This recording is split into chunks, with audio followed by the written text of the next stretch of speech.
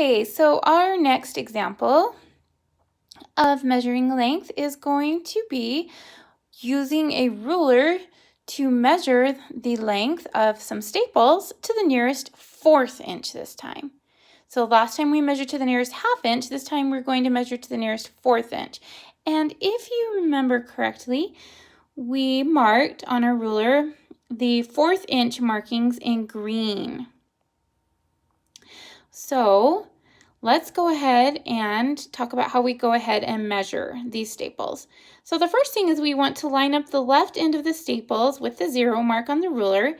And we decided that the mark all the way on the left is our 0 mark. All right.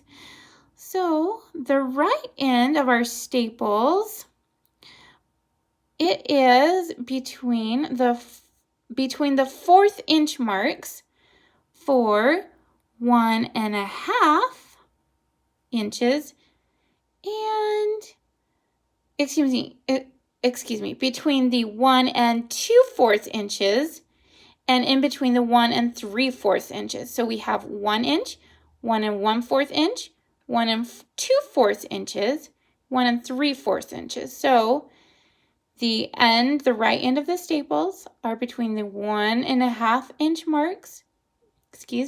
The one we're talking about 1/4 inches. So we're going to say 1 and 2/4 inches and in between the 1 and 3/4 inches.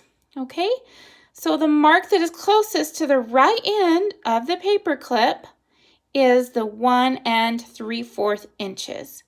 So the length of the paper clip to the nearest 1/4 inch is 1 and 2 3/4 inches.